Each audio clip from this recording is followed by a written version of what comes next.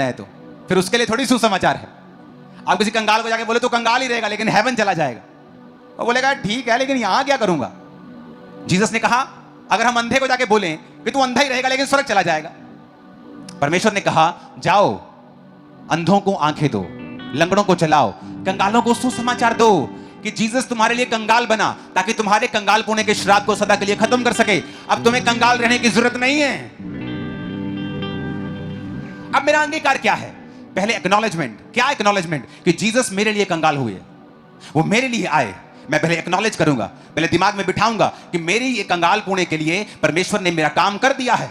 उसके बाद मैं अपने मुंह से अंगीकार करूंगा रोज, चाहे घर में 4 बर्तन हो, सिर्फ वो भी आपने सामने से जाके रखे, सिर्फ 4 बर्तन आपके पास, लेकिन आपका मुंह का अंगीकार यही होगा, आई एम सुपर ब्लेस्ड, मैं आशीषित हूं, मैं आगे बढ़ रहा हूं, मेरा परिवार आगे बढ़ रहा है, परमेश्वर मेरे लिए कंगाल हुआ कि मैं इस श्राप से सदा के लिए आजाद हो सकूं। आप मुझे पूछेगा भाई कैसे हो? मैं सुपर ब्लेस्ड हूं, मैं आगे बढ़ रहा हूं। और आप देखना जो आप बोलते रहेंगे आपकी लाइफ में वैसा होना शुरू हो जाएगा और आप हैरान होंगे, क्योंकि 2 काम आपने करने हैं और तीसरा खुदा ने करना है। तो जीसस ने कहा पहला काम है speak directly to the problem. जब मुश्किल आए तो डायरेक्ट मुश्किल से बात करनी है, जीसस की तरफ रोते हुए कंप्लेंट करते हुए नहीं आना है। यीशु मसीह जा रहे नाव में, तूफान आ गया और चेले जब नाव डूबने लगी तो यीशु को उठा के कंप्लेंट करते, कहता तुझे मालूम नहीं गुरु, क्या तुझे चिंता नहीं हम डूबे जाते हैं? और जीसस उठ के उनको ये नहीं कहते कि हाँ हाँ पुत्र में तेरी बहुत चिंता। जीसस उसको डांटते हैं और बोलते हैं हे अल्प विश्वासियों का तुम्हें अब तक विश्वास नहीं? कहते हैं हम डूब रहे हैं, हम यीशु को पुकार रहे हैं, हम तो जीसस के पास है, हम कौन सा किसी इंसान को आवाज लगा रहे हैं या किसी बेड़ी का इंतजाम कर रहे हैं या जैकेट्स का इंतजाम कर रहे हैं? हम तो जीसस के पास कह रहे हैं कि हमें बचा, और जीसस तब भी नाराज है हमसे। और जीसस कहते हैं हाँ तुम अल्प विश्वासी हो। और जीसस उठते हैं और बोलते हैं शांत रहे और थम जा, और सारा पानी शांत और थम जाता है। यानी जीसस ये एक्सपेक्ट कर रहे थे कि जो मैं कर रहा हूं तुम क्यों नहीं कर रहे हो, तुम खुद क्यों नहीं कर रहे हो, तुम मुझे क्यों कह रहे हो, तुम मुझे कैंसर के बारे में क्यों बता रहे हो, मुझे पता है। तुम मुझे बीमारी और इस प्रॉब्लम के बारे में, डिप्रेशन के बारे में क्यों बता रहे हो, मुझे पता है। तुम्हारा विश्वास कहां है? Speak direct to the problem, सीधा अपनी प्रॉब्लम से बात करो। कितने मेरी बात को समझ रहे हैं? Hallelujah, hallelujah.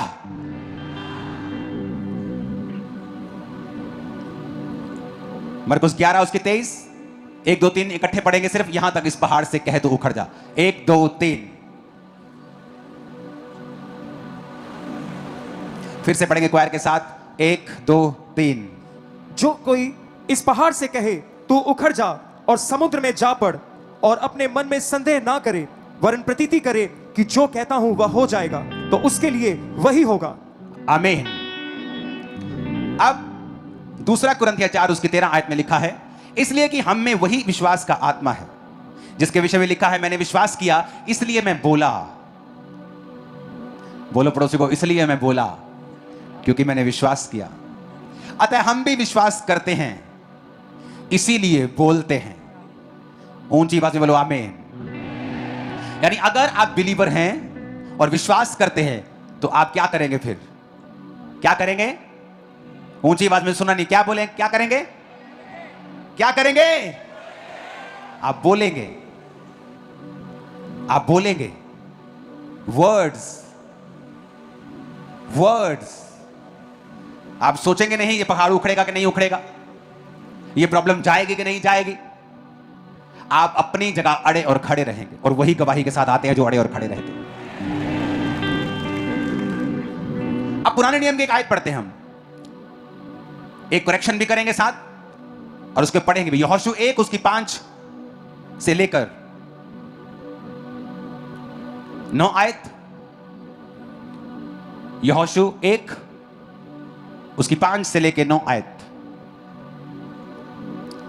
तेरे जीवन भर कोई तेरे सामने ठहर ना सकेगा, जैसे मैं मूसा के संग रहा वैसे ही तेरे संग भी रहूंगा, और ना तो मैं तुझे धोखा दूंगा और ना तुझको छोड़ूंगा, इसलिए हियाब बांध कर दृढ़ हो जा। अब हम इसे स्क्रीन के ऊपर भी पढ़ेंगे, अगर नहीं है तो इसे निकालना पड़ेगा आपको। दूसरी लोगों के लिए जो स्क्रीन है उसके ऊपर भी, क्योंकि ये वचन आपको नहीं, इसे मुझे इंग्लिश में चाहिए। यहां पर एक वचन को आपको बड़े ध्यान से स्टडी करना पड़ता है। अगर आप मेरे इधर ईस्टवर्ड बाइबल में निकाल सकते हैं, उसको निकालेंगे हम। पहला यहोशू 5, उसकी सिर्फ 8 आयत को, उसको लेकिन ईस्टवर्ड में निकालेंगे, यानी पुरानी इब्रानी भाषा में। ये यूनानी में नहीं है।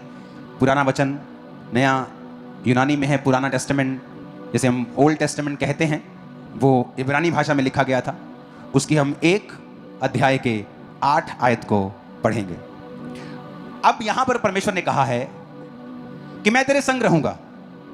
जैसे मूसा जब मर गया, खुदा के पास चला गया, तो परमेश्वर ने यहोशू को चुना और यहोशू को वायदा किया कि तू अब दृढ़ हो जा, अब तुझे मेरा काम करना है, कोई जीवन भर तेरे सामने ठहर नहीं सकेगा। यह बड़ी एक जबरदस्त लाइन है कि कोई भी जीवन भर तेरे सामने ठहर नहीं सकेगा, यानी तेरे सारे दुश्मन निराश होंगे, सदा हारेंगे तुझसे।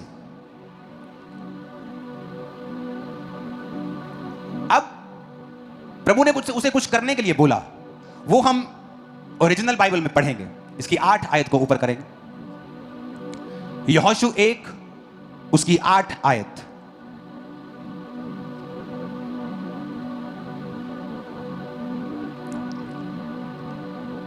उसकी 8 आयत को निकालेंगे। ये 5 तक है। अपने स्क्रीन पे आप देखेंगे, वो बस ये बेस्ट है, ये जो स्क्रीन पे आपके आया है देखो। नीचे हिंदी में क्या लिखा है? व्यवस्था की ये पुस्तक तेरे चित्त से कभी ना उतरने पाए। फुल स्क्रीन पे देखेंगे इसको। और लेकिन ओरिजिनल भाषा में क्या लिखा है?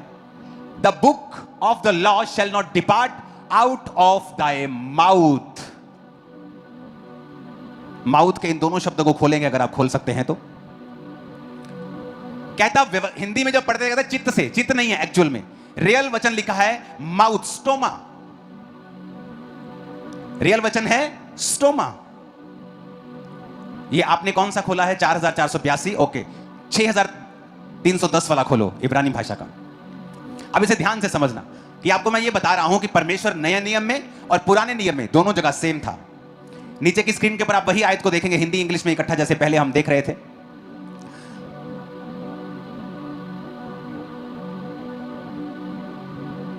अपने पड़ोसी को बोलो, व्यवस्था की ये पुस्तक तेरे मुंह से, फिर से बोलो ऊंची आवाज में, तेरे मुंह से, फिर से बोलो तेरे मुंह से। इब्रानी भाषा में इसमें वचन इब्रानी भाषा में यूज किया है पेह। यूनानी भाषा में आई थिंक स्टोमा, जिसका मतलब है हथियार, कि तेरा मुंह एक हथियार है, तेज धार हथियार। यानी तेरा मुंह सिर्फ मुंह नहीं है, ये एक वेपन है। लेकिन प्रभु ने कहा सारा कुछ अच्छा रहेगा तेरी लाइफ में, पर कहता व्यवस्था की यह पुस्तक तेरे मुंह से कभी ना उतरे। जिसका मतलब क्या है कि सिर्फ तुझे मन में विश्वास नहीं करना, अपने मुंह से इसे बोलना भी है। ऊंची आवाज में बोलो हालेलुया। तो आपके बाइबल में जहां चित्त लिखा है ना, उसको काट के मुंह कर लेना, ओके? क्योंकि ओरिजिनल भाषा में है पेह, तेरे मुंह से कभी भी उतरने ना पाए। The mouth.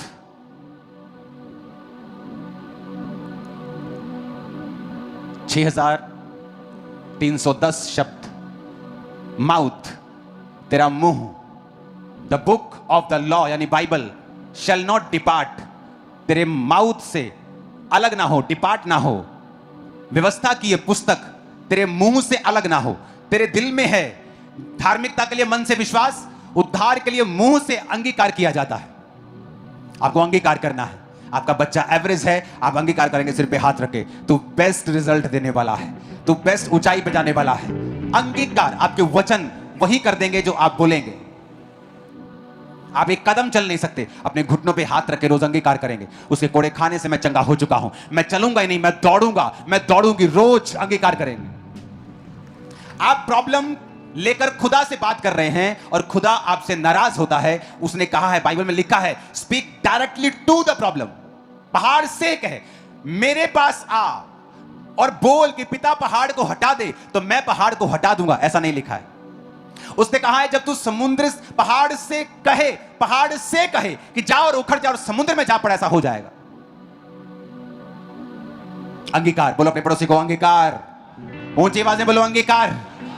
फिर से बोलो ऊंची आवाज में। आमीन।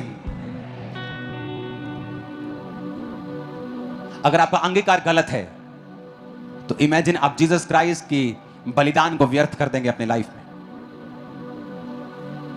क्योंकि वो जेंटलमैन है, वो जबरदस्ती नहीं घुसता, इनवाइट करना पड़ता है उसे। अंगीकार का मतलब है इनवाइट करना। अंगीकार आप तभी करेंगे जब उस वचन को एक्नॉलेज करेंगे, जब उस वचन को आप मानेंगे, विश्वास करेंगे, तो आपके लिए वो धार्मिकता ठहराई जाएगी। जब आप एक्नॉलेज कर लेंगे, आप अंगीकार करेंगे। जब आप अंगीकार करेंगे, वो वचन आपकी लाइफ में पूरा होना शुरू हो जाएगा। आपका विश्वास बोले गए वचनों के ऊपर नहीं है, आपका विश्वास परमेश्वर के ऊपर है। आप परमेश्वर की इच्छा के साथ साथ चल भी रहे हैं, आप पाप में नहीं हैं। ऊंची आवाज से बोलो हालेलुया। और आपका मकसद परमेश्वर की महिमा है। आपका मकसद ये नहीं है कि जब मैं चंगा हो जाऊंगा ना, अब तो मुझे यार आधा घंटा लगता है ठेके पे जाने में, घर से निकलता हूं आधा घंटा लगता है यार, धीरे धीरे जाना पड़ता है ठेके पे। जब मैं ठीक हो जाऊंगा ना, भाग भाग के जाया करूंगा 5 मिनट में भाई साहब ठेके पे, 10 मिनट में पौवा अंदर, अब अद्धे घंटे जब मसरूर से। हाँ, इसका मतलब मकसद गलत है। जब कहता मकसद गलत है तो बोला गया और विश्वास फिर काम नहीं आता। मकसद सही होना चाहिए कि प्रभु मैं विश्वास करता हूं, दूसरा उसके साथ चलना, उसकी इच्छा में रहना और अंगीकार करना। और मकसद प्रभु अगर तू मुझे चंगा करता है, मैं गवाही दूंगा, पवित्रताई में चलूंगा, तेरी सेवा करूंगा। मकसद। आमीन। इस वचन को दोबारा जरूर सुनना घर जाके, और कोशिश करना इसे रोज सुनना कुछ दिन, जब तक ये आपकी आंतड़ियों में घुस नहीं जाता। फिर आप प्रभु को कंप्लेंट करना बंद कर देंगे, प्रभु तू ये क्यों नहीं कर रहा, ये क्यों नहीं कर रहा। आप समझ जाएंगे अब मुझे करना है, एक्नॉलेज करना है, उस वचन को ढूंढना है जिसकी मुझे जरूरत है, विश्वास करना है, अपनी जिंदगी को सही रख के परमेश्वर के साथ चलना है, उसकी मकसद प्रभु की महिमा करना होना चाहिए, फिर अंगीकार करना है और करते रहना है।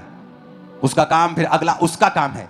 कहता यू विल बी सेव्ड, तुम उद्धार पाओगे, तुम चंगे हो, तुम सुरक्षित हो, तुम सुरक्षित हो, तुम डिलीवर हो, तुम भी मेड पूरे कंप्लीट हो।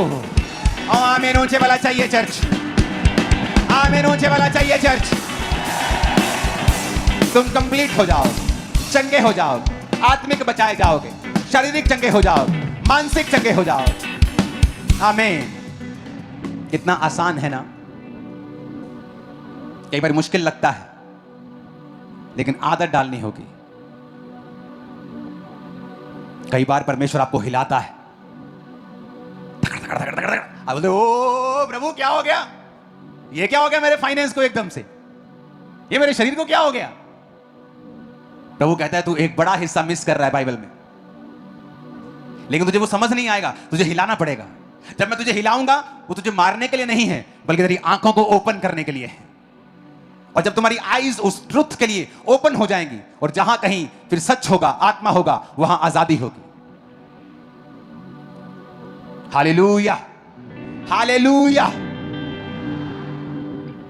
तो कई बार वो आपको इन चीजों से गुजरने देता है ताकि उस ट्रुथ के लिए आपकी आईज ओपन हो जाए।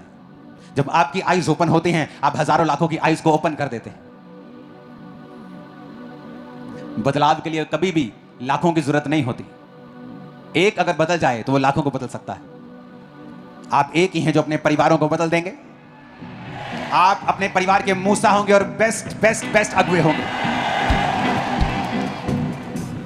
आमीन। और ये प्रभु की इच्छा है आप लोगों के लिए। आप किसी भी कंडीशन में हो, राइट वर्ड्स चुनिए और उन्हें बोलिए। ये इंटरनेट वाला सरमन नहीं है कि स्पीक पॉजिटिव, नहीं नहीं नहीं, वर्ड बोलना है, पॉजिटिव की बात नहीं कर रहा हूं। वचन, वचन एक्नॉलेज करना, मेरे लिए क्या हो चुका है। बाइबल पढ़ेंगे आपको एक्नॉलेजमेंट मिलती है, बाइबल ही नहीं पढ़ेंगे आपको मालूम ही नहीं आपके लिए क्या हो चुका है। चाहे आपको पता हो, लेकिन वो वचन कभी जीवित नहीं होगा। अपने हाथों को उठाओ।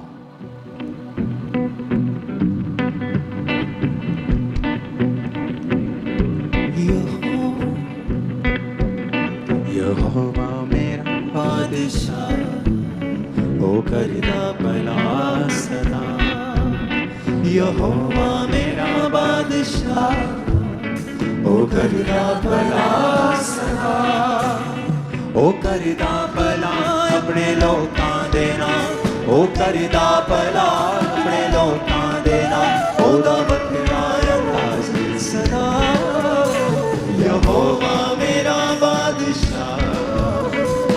करदा भला सदा यहोवा मेरा बादशाह ओ करदा भला सदा उठाओ अपने हाथों को, हिलाओ अपने हाथों को।